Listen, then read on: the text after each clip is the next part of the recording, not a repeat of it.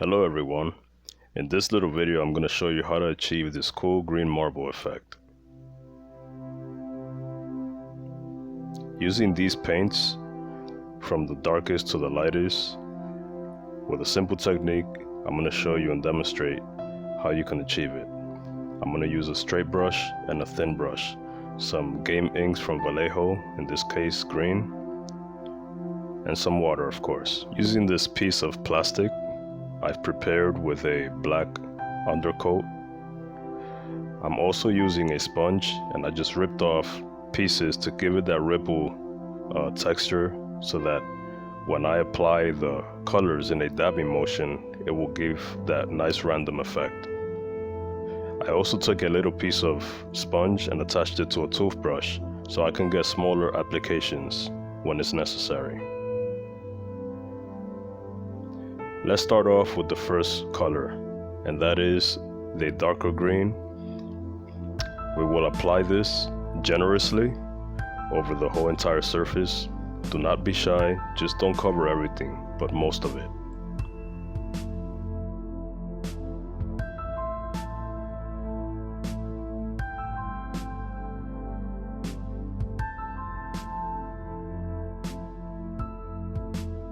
I used a heat gun just to speed up the drying process.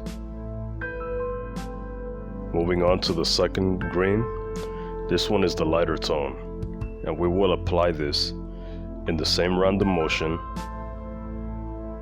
but less than the first layer. So don't worry about getting clumpy spots or little feathered spots.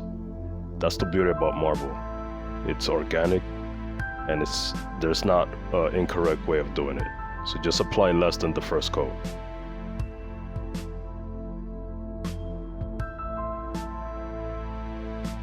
This is an optional step. You can do this at the end of everything, but I like to add, to tie in these two colors, some green wash, and diluting it of course so it won't be too thick or deep.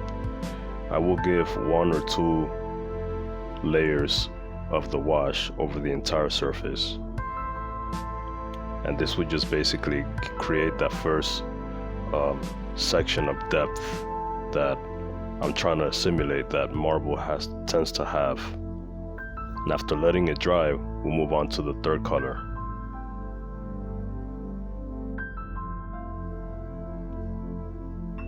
As we move on through the color palette, add less color than the last one. So in this case, we're on to the third one. We're going to give a little bit less, and this will show basically the effect as if we're reaching up to the surface of the marble tile.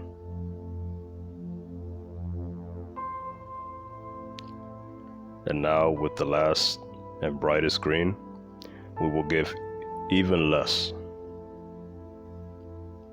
keeping it random, nice and simple, not too much. And it's starting to look good.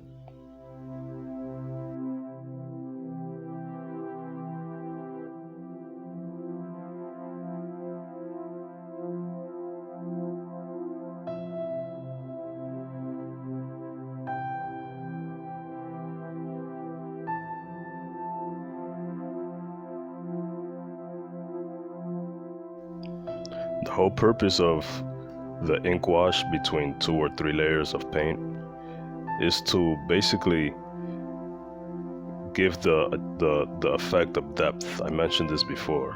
So the next time you add the next color, which will definitely be lighter, it's layer on top. So that's why I like to add in between some ink wash. So now I took some of that pale gray and mixed it with the last green color that we applied, just to give it more of a light tonality. And I'm gonna go in there and do a little bit of stencil work to give those nice little swirly lines that marble has.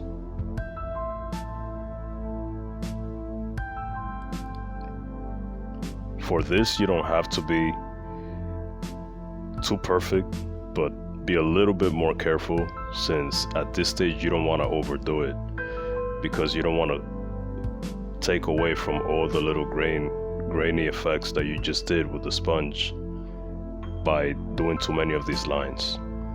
Just take a picture, look at a picture of marble, which is what I did in my research, and I noticed how they had these random swirls, and I try to simulate that as best as I could with my brush. And this is what I'm doing here.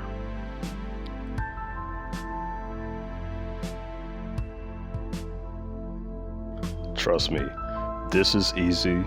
Anybody can do it. It does take a little bit of trial and error before you feel satisfied. When I first tried this technique, I did mess up a few times because I was rushing it. So just take your time, but you can do it if you give yourself the opportunity to focus on every step without rushing through it. It will give you the satisfaction of seeing everything come together and that marble effect really come into life. So just take your time. That's the key to being able to do this. It's not hard. Just do it at your own pace. And this is what I have so far, and it looks good so already. You can stop at this point, but I'm gonna show you a few additional steps that I took to just give the effect a little bit more character. I add a layer of wash to tie all those colors together, and now I'm gonna go with those extra additional steps. Here I'm mixing a little bit more of that gray into that green mix that I already had, just to get a little bit more of a brighter tone.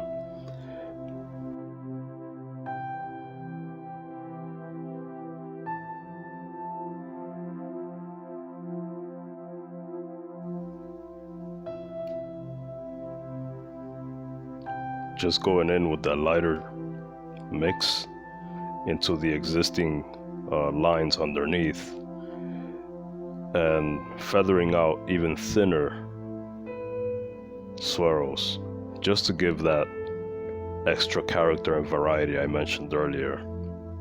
Again, it's an optional step, but by doing this, you can give the marble effect a more vibrant and realistic look.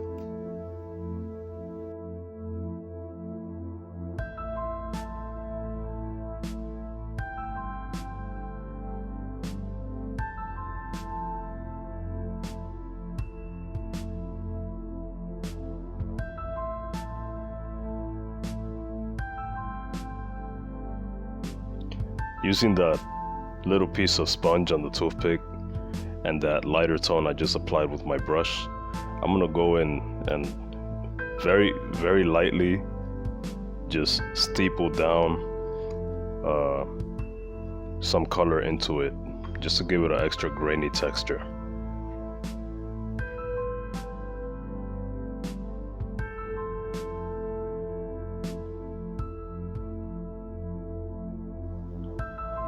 And now, as the last step, adding one more layer of green wash, just to unify all these layers and all these colors and all these textures, and call it a day.